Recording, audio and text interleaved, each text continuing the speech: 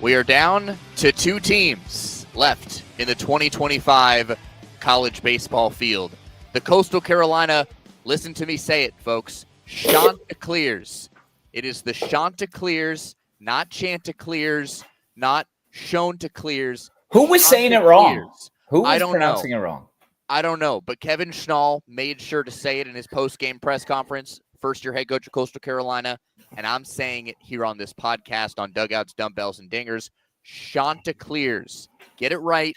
Know their name because the committee underseated them, and they're making everybody pay as they've made it to the Men's College World Series Finals after sweeping through Bracket 1. Their opponent, LSU, back for the second time in 3 seasons as they sweep through Bracket 2, a scintillating final game against Arkansas, where LSU came back from not 1, but 2 late-inning deficits. Jared Jones is on another planet right now, and LSU is back in the Men's College World Series Finals again as they seek their 8th national title. Coastal seeks their 2nd. We'll talk about all of it, pool play, what went down, the Gagewood no-hitter, all of it to come. We will preview the Men's College World Series Finals as Kyle Schassburger and I are in the same city once again, not for very long as I fly to Dallas in about 4 hours. Kyle is here for like another week and then he's gone forever. So we're coming to you while we can. Bye-bye. But anyways, this is Dugouts, Dumbbells, and Dingers. You can follow us at 3D Dingers on Twitter on X. You can follow me at SportsCon4. He's at Kyle Schass, the new voice of Louisiana Tech. If you hadn't heard, go Bulldogs. All right, there he is right there. Know the name, know the face, know the stash because it's not going anywhere. Kyle Schassburger, fresh off the golf course. How about this Men's College World Series so far? It has been fantastic baseball. How about them dogs? Yes, I leave to Ruston a week from Sunday. The golf course, the best part about today, we played a beautiful track, Holly Ridge, here in Archdale, North Carolina. 340-yard drive on a par 5 I had. 340. I hadn't had that one that long, and I'm not exaggerating. I hadn't had that one that strong in a couple of years. Absolutely piped it. Fell apart on the back 9. Probably shot a 93. I don't know. But, yeah, man, this College World Series has been scintillating in every way. Last night, an absolute heartbreaker. I feel like it was a nightmare and still is, trying to piece together and autopsy the end of Arkansas season and what seemed like, a just never-ending nightmare and vacuum of terror, the witchcraft that took hold of Arkansas baseball on Wednesday night. Tough scene. We will talk more about it. I've been locked in for the most part, even between you and I talked in the office on Wednesday, whatever day it is. By the way, I'm here at home. That's the first time I've potted at home, probably since Hoover, the week before Hoover. Yeah. So all of my gear, my camera, my microphone, my Focusrite, all that headset, it's all at the office. Never thought one time about it, grabbing it or anything. So I'm on the Apple wired earbuds again, but I have been locked in 99% of the time. Kahn, I will admit, yesterday, Wednesday, outside of knowing the score was 6-0 Coastal on top of Louisville at one point, a final score that ended up being 11-3. Wow, yes. There's a lot more offense after that. Impressive. To say the least, for the Chanticleers, the Chants. And for LSU, for us to get this rematch, and we'll talk about some of the other games, I didn't see any at Arkansas LSU last night either. I turned it on after everything had already ended. I was tied up. I had a prior engagement. I was out meeting with a couple of friends. The game was not on the TV, but I was in deep conversation with the people I was with, and I wasn't going to distract myself for the College World Series. I'm sorry. Bad on me, okay? I am a bad human. I have a lot of things going on in my life, but that's why I have you. And that's why I have you blowing up my phone. And I'm like, what the hell did I just miss? So I was able to dive into all the video, all the snippets afterwards, read up on it, be able to get a download wherever I can so I can be prepared to at least for you to bounce things off of me here today. And yeah, it was pure witchcraft. So outside of yesterday, I have caught pieces and the majority of most games, either through television or through radio. And the Varsity Network app has been beautiful. The Omaha National broadcast has been great. I think it will reach a new level here for the weekend. Who is it that normally comes in? Is Kugler, it Kugler? Kevin Kugler. Yeah. So Kugler, I am expecting to be on the call for radio, but those other two guys, Bishop and I forget his name. They do a fine job. It's a fine presentation. I would love to get Karl Ravech off of the TV product ASAP. Okay, whether it's him mispronouncing names, him not knowing the game of college baseball and just parachuting in, which is extremely unfair to the rest of the fine broadcasters. Let Monaco have the whole thing. Hell, bring Tom Hart up there. I don't care. And don't fly Ravi for Sunday Night Baseball on Father's Day to LA or wherever he had to go and then bring him back. What are we doing in this travel budget? Like these expenses are unnecessary.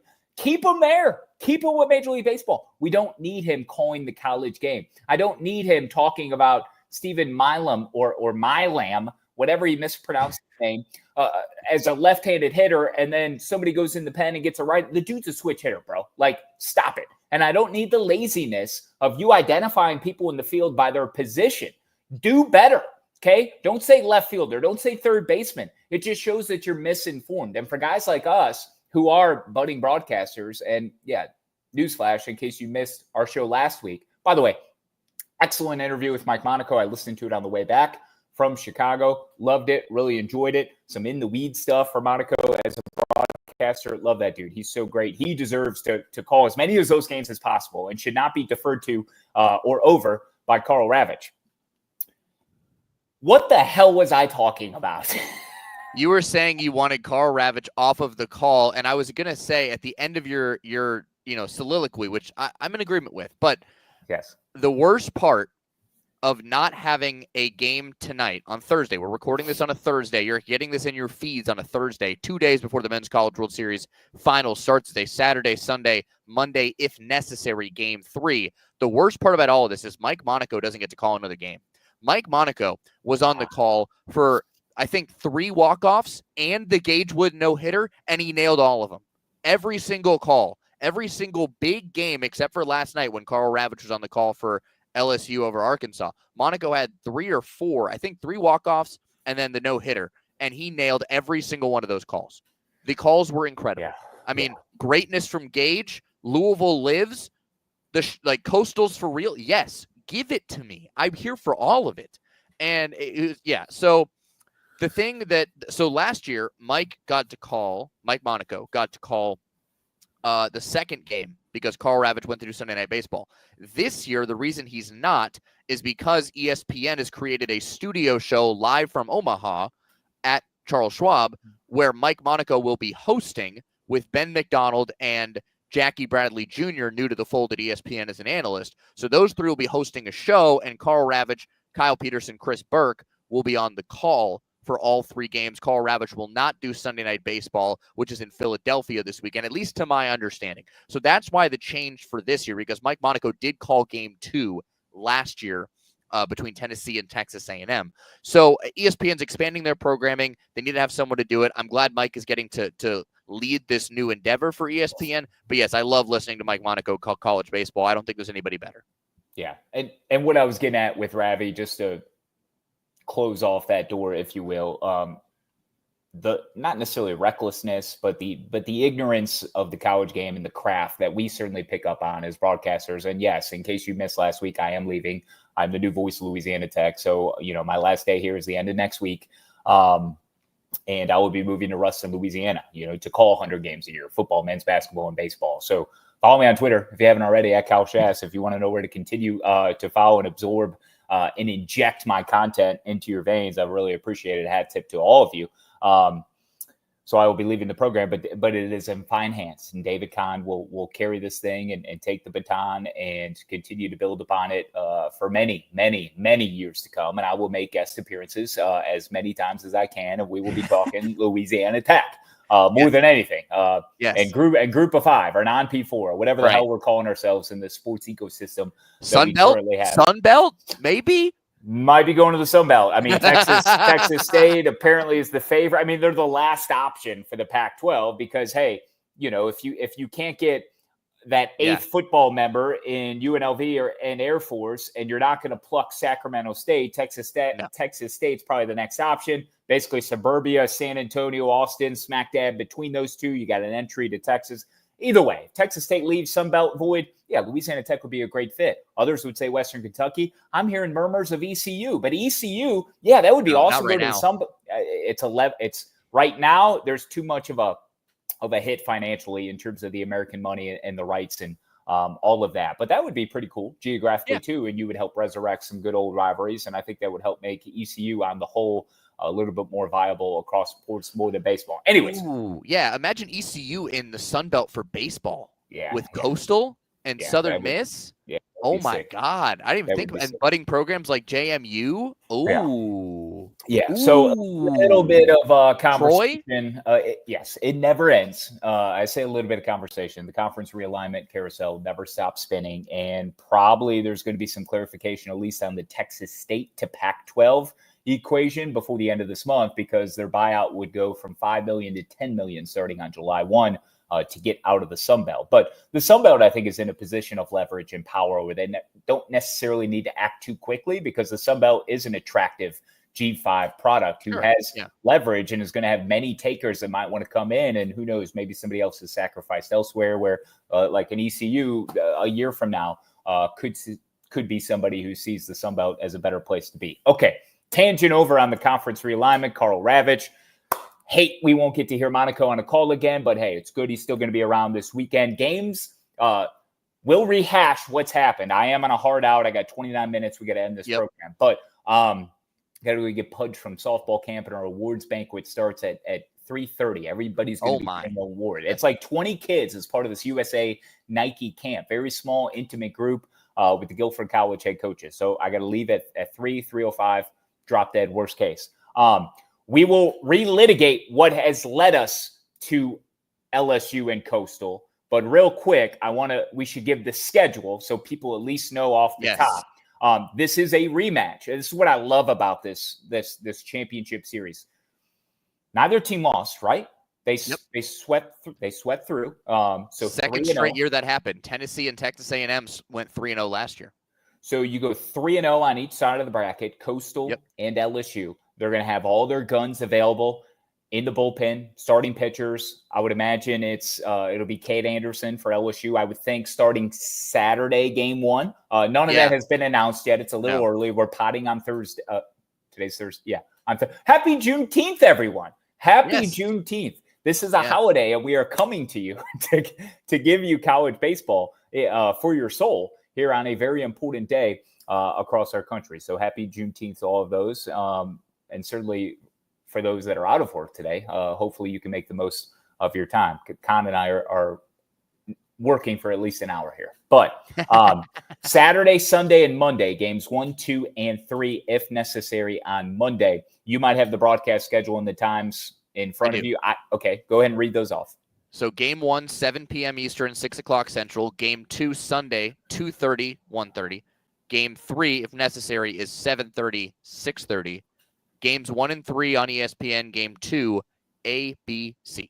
Okay, that's pretty cool. That's dope. So this is a rematch of the 2016 Super Regional Final that saw Coastal Carolina, quote unquote, shock, stun. I don't think it was that surprise. Yeah, you were there. I was shock. I was living. Yeah, I was still living there. I remember there were a lot of delays. You and I have talked about this before, whether it wreaked havoc on that regional and super regional weekend in Baton Rouge. So you were there. You got to see it. I was not in the stadium for that finish, but Coastal was able to dogpile on a pulmonary LSU team. And then they get to the College World Series, and they beat a Jay Johnson-led Arizona team. So not only do we have a super regional rematch where LSU can seek redemption from suffering a defeat to Coastal in a super that ultimately catapulted and provided the springboard to the Chants winning their first ever College World Series and becoming the quote-unquote darlings of college baseball. However, they have proven to us over the last several years, and the fact that they're back in this stage, I think that's insulting if we're looking at them as a darling. They have established themselves as a legitimate power with cachet, so we should put some respect on that name. But then twofold, not only is it the super rematch, you've got Jay Johnson seeking his own dose of revenge after losing as Arizona's head coach to Coastal Carolina in 2016. My early returns and feelings towards this in this moment is I like LSU in this thing. However, I have been going against Coastal Carolina. I like LSU because of those dynamics of of less LSU Coastal Super rematch, but more so Jay Johnson being in this moment with an LSU getting another crack at Coastal. But two, this is an LSU team that is not built like the one from 2 years ago at all. Like, this is not super team type stuff. And the way that they have gotten better, and sure, they have 1A and 1B in terms of the top 1-2 punch pitchers in the country. And really, we only got the best out of Cade Anderson to this point in Omaha, not Anthony Ianson. But I just think LSU is a complete and different kind of force than what anything Coastal has seen to this point. But then I'm discrediting the consistency and Coastal not beating themselves and Cade Bodine behind the plate being one of the greatest catchers that we've seen in the college game. I mean, he legitimately is. Like, appreciate what this man is doing behind the plate. Not only in the way he works with his pitchers, the way he receives balls, the way he controls the base, throws runners out, everything about him in handling behind the plate. And he's got a stick to prove it too. Like, the Coastal pitching, like, they have all the pieces. They're not here by accident. It's going to be a hell of a series. I expect it to go 3 games. I'm leaning LSU. Not sure where your lean is, but I know we have the last 7-8 days to kind of talk about. But I do like LSU will be my pick in this in 3 games. Okay. Well, yeah, we both picked Arkansas to win in our bracket, so we're done. Toasted. Bracket's gone. Okay, I agree with all your points. Here's the thing. I love all the comparisons between now and 2016 and Coastal and Jay Johnson and Coastal and LSU. Like, that's all great and fine and dandy, and TV is going to have a whale of a time talking about it. Fantastic, whatever. They were talking about an Arkansas player's dog last night on the TV broadcast, and an LSU player's dog. I think it was Derek Curiel's dog. And Phil Elson on the Razorback Sports Network was having none of it. He was like, what are we doing? Why are we showing this on the broadcast? I listened to Phil from like the 4th inning on, and he was sensational, even in depression mode, which he was certainly in towards the end. Here's the thing with Coastal. They haven't lost in 26 games. Yeah. They haven't lost since April 22nd, right? That's a long time. And you say, like, hey, they haven't faced anybody compared to LSU. But let's take a look at who they've beaten. They knocked off Auburn. In Omaha alone, Louisville crushed them 11-3. Oregon State 6-2, never a prayer. Arizona 7-4. They beat Auburn twice in Plainsman Park. They beat East Carolina twice in the Conway Regional. They sweep through the Sun Belt Championship, beating a very good Southern Miss team in the final. They beat a surging Marshall team twice in consecutive games. They beat Clemson twice in the regular season. Early on in the regular season, they beat NC State. They beat Alabama. They beat Ohio State. They lost Alabama. They beat Kansas State twice on the opening weekend of the regular season. This team has played high-caliber teams all year long, and most of the time, they've won. So, all that being said, do I think this is their toughest matchup of the year? Absolutely. But I cannot bet against the Chanticleers right now. So, I am going with Coastal in 3 games over LSU.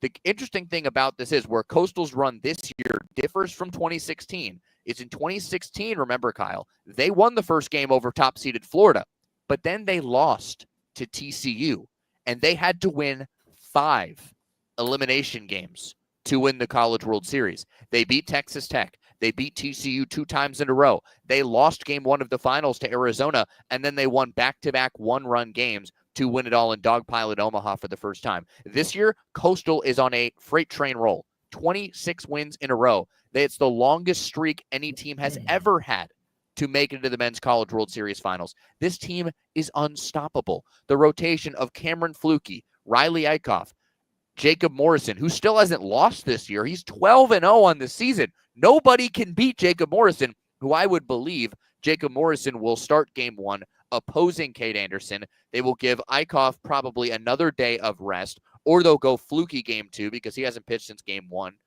in relief of Eichhoff, which I think the way Kevin Schnall managed Coastal's pitching staff this week, perfect. Because he had Eichhoff start, but only 45 pitches, knowing that he could come back and start a regional or a pool play final on Wednesday with all that time off. It's like a side session on Friday. What did he do? He came back. Coastal spotted them a 6 spot in the first. He said, Eichhoff, go as long as you want. You're free. And then they brought in the back end of the bullpen. But you got those 3 guys, Morrison, Eichhoff, Flukie, and then Dominic Carbone in the back end of the bullpen.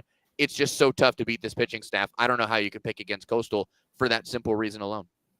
Last time Coastal lost was when the Pope was still Father Bob from Chicago. That tells you how long it's been. By the way, this rundown of the games, okay? We start on Saturday, 7 o'clock Eastern, ESPN, 2:30 Eastern, ABC, Game 2. If necessary, Monday, 7:30 on ESPN. It's all set. Coastal Carolina and LSU, 75th anniversary of the College World Series at the Chuck Box. TD Ameritrade, formerly known as now Charles Schwab Field. Omaha, Nebraska, the holy grail of all holy grails. Setting the schedule up for you. It's brought to you by Home Field, man. I know you're rocking some Home Field. We just went around the diamond. Tell me about your shirt that you got. Okay, let me just tell you. So this is a Home Field shirt with Home Field, the logo. Look at this logo, by the way, the stadium logo. It is so clean, all right? And it feels perfect. It is just light and feathery on my body, all right? That is how Home Field shirts feel. It is comfortable. I am just it's like I'm wearing a cloud. All right. It's like I'm wearing a cloud. You're repping Split Zone Duo today, but I'm repping Home Field, as I do, because they are a proud partner of Dugouts, Dumbbells, and Dingers. This is a Home Field shirt, man. This is straight from Home Field. Oh, I'm sorry. Yeah. Apologies. Okay. Put some respect on SCD, man. This is straight from Home Field. All right. I'm so sorry. I don't own Split Zone Duo apparel. I'm sorry. Apologies to the fine folks. It's for all of our college football, degenerates here that have veered into our baseball space. If you don't listen to Split Zone Duo, please go ahead and do so. Alex Kirshner, Richard Johnson, Stephen Godfrey, Josh and Godfrey are very tight at Home Field. So Godfrey has his hands in a lot of other projects. Most recently, Phantom Island. So, but yeah, Split Zone Duo is my shirt. Same quality material as what you're repping on your body now, which you said feels like a cloud. It feels like that angel mist shower faucet from Hoover, Alabama, that you and I will never get to experience ever again together. Not that we were in there together, but however, as roommates, one at a time, the angel mist faucet at the Holiday Inn, which, the plan was that we would never be in that Holiday Inn again anyway. So make sure you get on Hartzell's ass next time it comes around for credential season. And making sure you book hotels. All right. So here's the funny thing about that. So I don't know if I've told you this. I'm going to SEC Media Days with Stephen Hartzell this year for football. I did not know that. No. Yes. So I'm his social media guru for 2025. Okay. So he just texted me today saying, "Hey, your credential is in. I'll work on hotels. Hope they aren't sold out." And I'm like, guy, we're a month out. And you know what else is the same week in Atlanta as SEC Media Days? All-Star Week for Major League Baseball. There is no way we have a hotel. we might be screwed.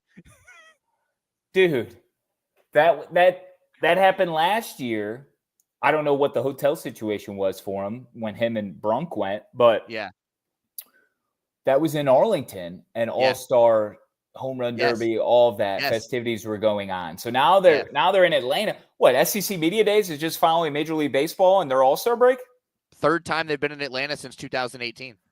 So I don't know. But I'm just hoping that we have a room. Honestly, it's Stephen Hartzell is handling. I got the email saying my credentials been reviewed and being processed. So I'm staying out of it. But you just brought that up, and I got the text from him today. I was like, hey man, we got to sleep outside. I spent 9 summers at a summer camp in Georgia. I know how to sleep outside. So we'll see what happens. But that's totally beside the point, as you're right. We did go around the diamond, presented by Home Field Apparel and their Diamond Classics collection. Make sure you use the code 3D15. That's 3D15 for 15% off your first order at Home Field, making quality, thoughtful apparel for more than 190 colleges and universities. They represent all of the teams that made it to Omaha. They dropped a surprise Murray State line. The Coastal Omaha project is live. Pre-order your Coastal 2016 jerseys now. Heck, if Coastal wins, they're going to have to redo that design and put a 2025 patch on there before you order that jersey, because Coastal might have another College World Series championship in 5 days' time. We'll see. But anyways, the Omaha project for Coastal Carolina is live. Go pre-order your jersey right now. It is a sweet-looking top, and there's more Coastal stuff on the way, and LSU is represented at Coastal Carolina, or at Home Field, so you can get LSU stuff there as well if that's what you fancy. But if you do, use the code 3D15 to get 15% off your first order at homefield.com. Home Field summer school drops continue to rise. This week, it's Michigan State. Kyle Schassburger, have you taken a look at the Michigan State hat line that was just distributed by our fine friends at Home Field? I have. I saw them. They're sick. You got a couple retro different options. 8 new hats in total for Michigan State. So, as Pulling them up always, right now. high quality stuff. And, they under promise and they over deliver. And that is one of the mottos of home field. Not really. I just made it up for them because they certainly promise a lot, but they still over deliver. There you get a look at the summer school. Look at drop this. I for mean, Michigan State. So, golly. yeah. Those things are just unbelievably great. Okay, but the main thing, 3D15, please. Homefieldapparel.com. First order only. Get yourself a burner. Get yourself a new email account. Whatever you need to do, because we know many of you have ordered from Homefield before. 3D15 is the code. Just make up a new email address 5 times over and get 5 orders. I think you can check out as a guest, too, and just not log into your account. So do that. That's possible. Try that. You do that the first time and then create 4 burners and, purchase 4 more things. I know you have at least 7 burners, and you're going to have to make 3 more for all your Louisiana Tech talk that you're going to be doing. So, I mean, dude, I'm already like experiencing it's a new experience, the cesspool of Twitter that we already know it to be in social media in many ways. But like now being the director of broadcasting and an extension of the athletics department's PR, service, if you will, and being the voice and trying to be active on social, the amount of opposing fans and shrapnel that is filling some of my tweets. There's a Western Kentucky guy who slid in on something I posted the other day about Karl Malone. So go find it at Kyle Schass. And it's actually not that it's funny, but it's like all I can do is just I'm not replying, but I just get a chuckle. I get a chuckle that people are that mean spirited in the world. Get ready, bro. I mean, you're gonna finally experience what it's like on a regular basis for people to hate how you sound on the radio, and they're gonna let you know. Yeah. Not that you sound bad, because you don't. I'm not trying to tell you that. I think you sound incredible. I think you're a great broadcaster. Thank you. But there are going to be people who don't like how you sound, and they're going to tweet at you, and you're gonna see it. I'm going to give him one of these right there, baby. I'm going to give him one of those. Dude, Kyle Schassburger has been on another level in the gym this week, folks. He is motivated. He is back on the grind. He was in Chicago. He let himself go for a week, as he's allowed to do. All the great ones can have a bit of a relapse, but Kyle Schassburger has returned to his normal gorilla-like form, all right? He is doing so just in time before he makes the 12-hour drive to Ruston for the first time to move in and start his job as the DOB at Louisiana Tech. All right, before we go back to Coastal and LSU, let's talk Arkansas. And before we talk about last night, I know that's the story, but the real story of Arkansas this week is Gage Wood. And that leads us into our Borgo Ball moment that delivered for Gage Wood with his no-hitter. 1 out away from something that's much bigger than a win in Omaha. The 1-2 pitch. He struck him out swinging. Gage Wood no-hits him, and the Hogs win it 3-0. The greatest game ever pitched at the University of Arkansas. Here in downtown Omaha, Gage Wood throws a no-hitter and completes the game with 19 strikeouts, his last 5. They're coming out to mob Gage Wood, who pitched the game of his life. Yeah, the game of his life, says Phil Elson on the Razorback Sports Network. Gage Wood with the first no-hitter at the Men's College World Series since 1960, the 3rd overall, and the most strikeouts in a no-hitter ever. Not just college, Major League Baseball. 19 Ks for Gage Wood. I had Phil Elson in my ears while I was at my new apartment gym that I used for the first time earlier this week. The game was on a TV in there, so +1 for the apartment. They had the apartment on, but I was working out. I was pumping iron in the new gym. It's great setup. Need a few more machines in there, but I was able to get the workout done. That's all that mattered. Got what we needed to. Got out of there. So Phil was just like strikeout. I'm like, how many does this guy freaking have? He struck out like 7 in a row at one point, and finally I see the end is like 19 Ks. Holy cow! So Gage Wood, anyways. Props to you, Gage Wood. No-hitter at the Men's College World Series. Far and away, easily, the Borgo Ball moment that delivered. Brought to you by Backyard Baseball Bros. I've got my Borgo Ball right here. Just look at this. Look at the raised seams. Real foam baseball. Good feel. Go to backyardbaseballbros.com and get your Borgo Ball 4-pack today. 4-pack for $20. The Bubblegum Blast next limited edition is coming soon. Pink ball, blue laces. It's perfect for summer. Perfect combo for summer heat. Go to backyardbaseballbros.com. I don't know if you've been following the Backyard Baseball Bros, Kyle Schassburger. They are on a summer trip of their life right now. They have been, I think, in Italy. They're in Greece right now. I mean, they are living their best lives right now, and they have brought the Borgo Ball with them, and they are showing it off internationally. The Borgo Ball has taken on just a wave of its own. Feels like ever since we got our hands on the Borgo Ball has taken on a second wave, a second generation of popularity. All right, take a look at some of these videos Kyle Schassburger is showing you right now. This is them on a cruise ship, and they are showing off the Borgo Ball. They are pitching it on that probably what's like a basketball court, I think. Apparently they took the bat away. The cruise security took their bat away when that happened. But there it is. There's the Bergonio Bros, Blake and his brothers showing off, showing the Borgo Ball on the high seas. All right, they are everywhere. The Borgo Balls are everywhere. If you don't have a 4-pack, get you some right now. The winner of our bracket challenge will be receiving a 4-pack of Borgo Balls from the Backyard Baseball Bros themselves. So make sure you go to backyardbaseballbros.com and get yours today. You can throw any pitch you want.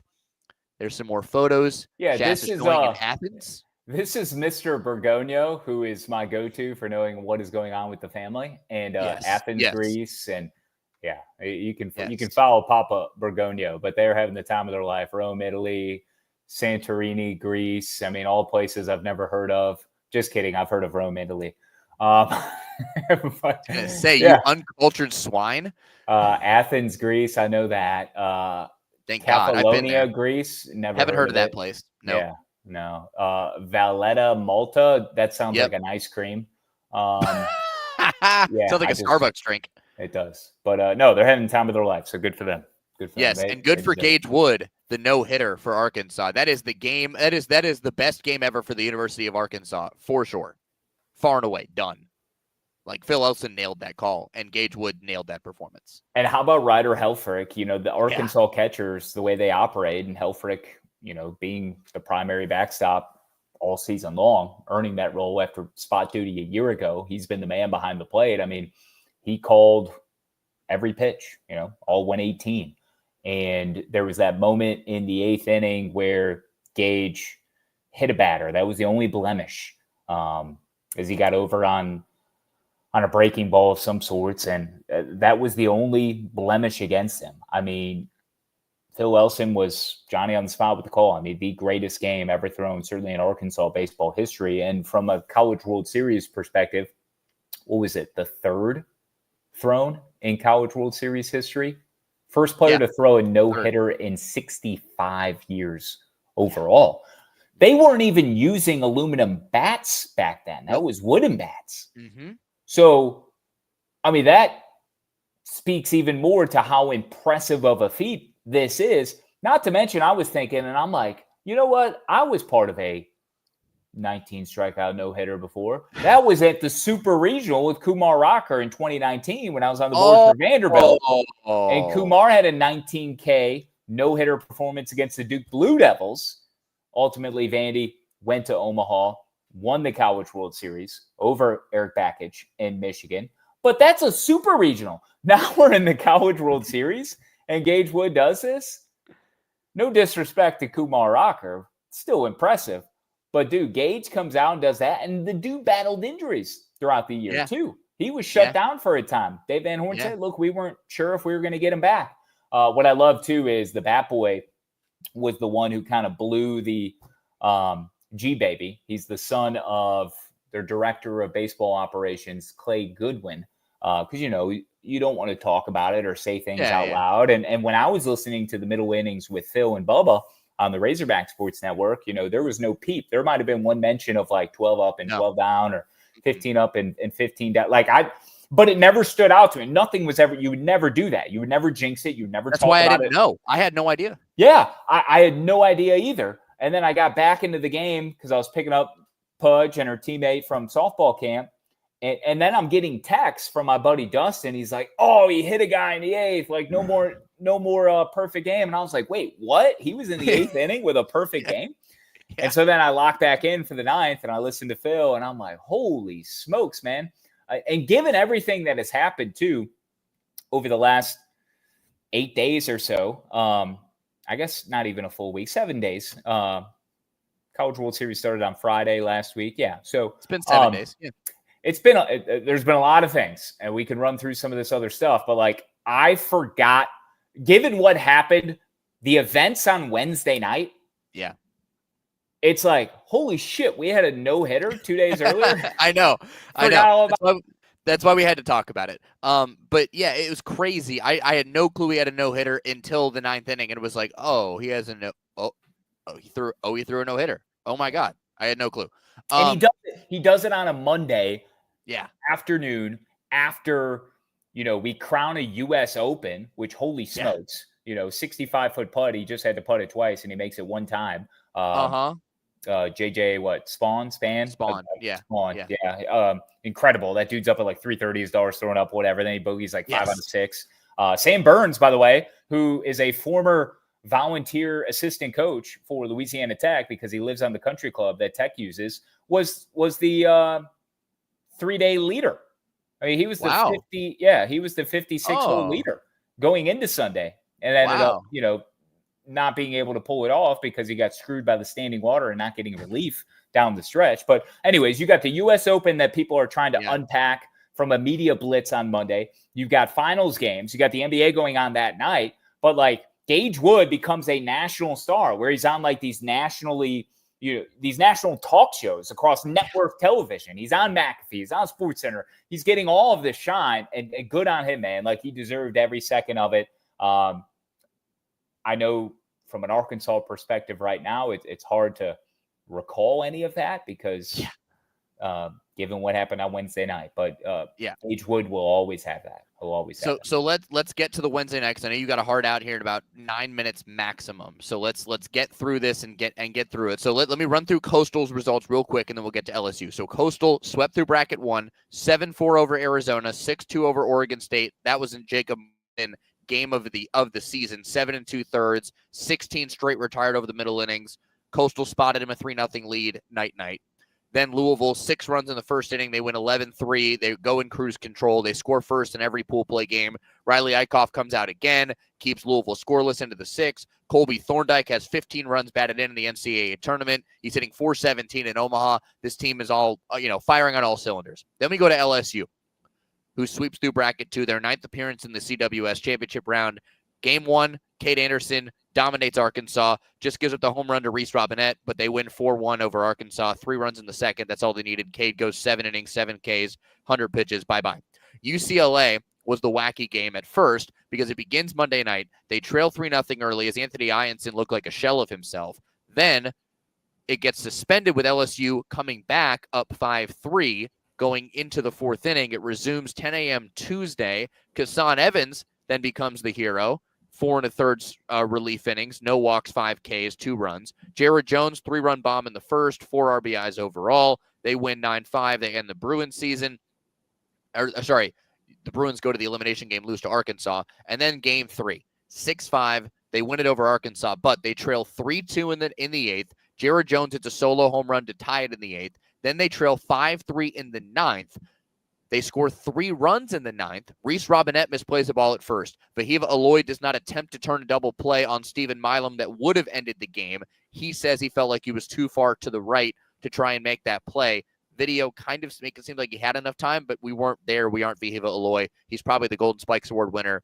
I'm going to side with Aloy on that one. Charles Davalon misses a game-ending diving catch in left field, which for all those saying he shouldn't have dove, you're wrong. He had it timed up. He just missed the ball. And then Cam Kozel sees a base hit from Jared Jones go right off his glove to win it for LSU. So it was just a cacophony of errors and mistakes. He had to kind of jump a little, though, right? He did, but it went off his glove.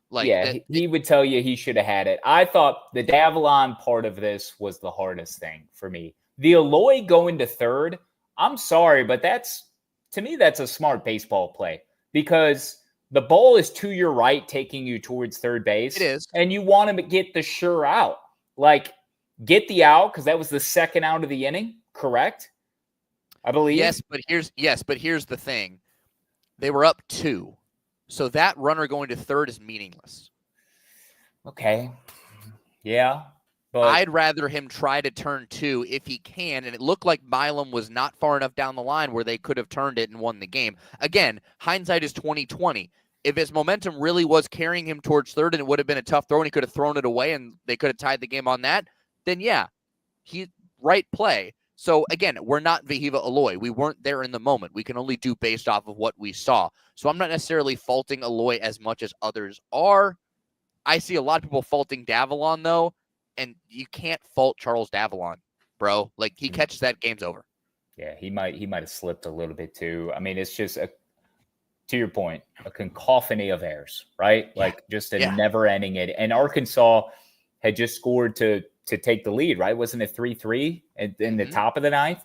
It was. They scored 2.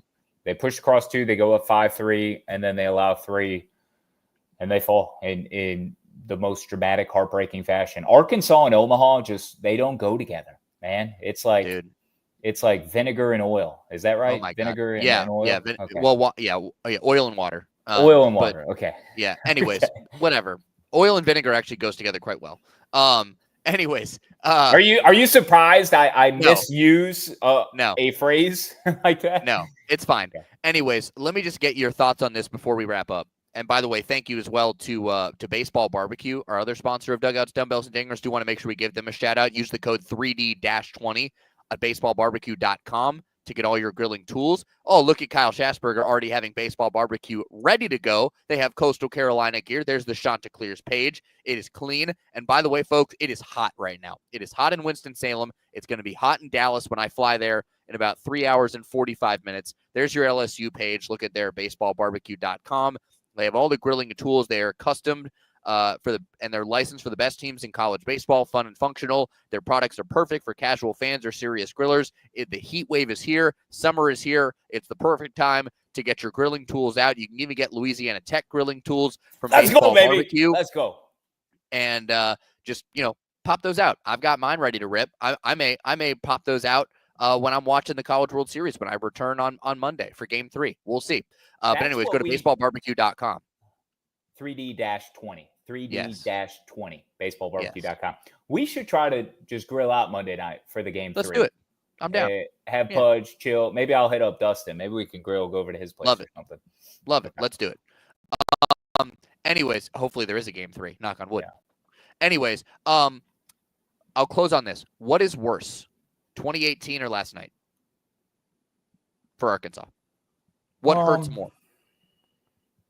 It's death by 1,000 paper cuts on Wednesday night, or it's pretty much one shot to the head versus several to the chest and you bleed to death, to use a Moneyball reference when it comes to cutting players type thing. I think it was a sudden, drastic realization and turn of the narrative that was so quick in 2018 where maybe you didn't even have time to react. I don't know, but it was just like that. And looking back, they were one foul ball catch, Bermuda Triangle, the Razorback Triangle away from securing their first ever national championship. And knowing what one catch would have done when you're in the best of 3 and it was to win the College World Series, to me, that's worse because it was that much impactful on one singular play. Wednesday night, it's the semifinal. You forget, or some might forget, they had to beat LSU Wednesday, but also come back on Thursday and beat them again, and then get to the 2 out of 3 against Coastal Carolina. But that's not going to take away the hurt and the impact and the heartbreak that these players, these coaches, this fan base is currently feeling now. And they can't help but feel helpless or cursed or have some weird voodoo curse that has been instilled within them as this harkens back to 2018. And this is the whole Arkansas and Omaha combination.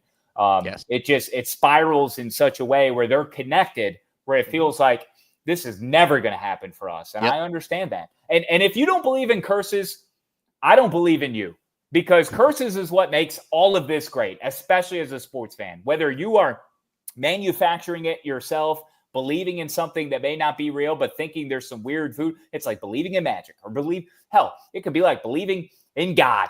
Whatever it is, you have a belief. You got to believe there's a greater being. There's extraterrestrial activity beyond this planet. Okay. There is Yeah. always something extra that is at work here, okay?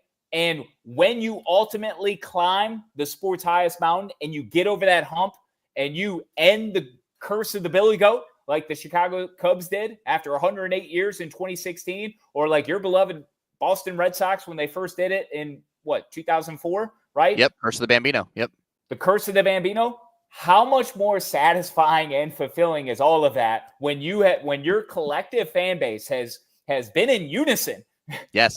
in stride, locked arms, believing in this greater thing that has just plagued your sports fandom. But then when you squash it and vaporize it, and you are the one at the end as a champion, all the more satisfying and gratifying. So when Arkansas gets to that point, it'll be all worth it. It will. But until it happens, you're going to be filled with misery. Yep. All right. So as we wrap up here, Kyle's picking LSU. I've got Coastal Carolina, both in 3 games.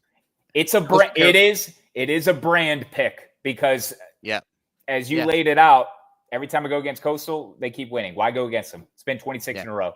They're complete. Kevin Schnall is my favorite coach in college baseball now. I'm so locked in on that guy's mentality, personality, lifestyle, the way he goes about his business. I am enamored with Kevin Schnall. As we wrap up, want to give a shout out and a update on the College World Series Jello Shot Challenge at Rocco's. It's been an absolute circus over there. They had Paul Skeens and Livy Dunn do an update one time when they were in there for Omaha. Incredible stuff. Here's the update as of an hour ago. LSU 25,061, far and away, running away with it, and they're going to stay for the rest of the weekend. So like they're winning it. It's over. Arkansas got to 87-13 before they depart. Murray State 8,060 in 3rd place. Coastal Carolina 6,711 in 4th place. LSU's got it wrapped up, no question about it. But still, great work from Murray State and from Coastal Carolina to be right there neck and neck with Arkansas, who's in 2nd place. Good pod, man. We'll have one more once a champion is crowned coming up probably Tuesday. Either way, even if it ends on Sunday, I'm sure we'll be in the office Tuesday. We'll get it in then. So expect another pod, one more to recap the season, the final one. Here to put a stamp on the 25 season with myself at Kyle Schass at SportsCon4. The 2 of us as part of Dugouts, Dumbbells, and Dingers, the team that we are. It'll be our final one together coming up on Tuesday, and we'll celebrate either Coastal Carolina or LSU. So I appreciate you, dog. Enjoy your weekend. You're catching up with a friend in Dallas in Big D. Big D. Enjoy it, man. All right. This is Dugouts, Dumbbells, and Dingers. Enjoy the Men's College World Series Finals coming up on Saturday. Bye.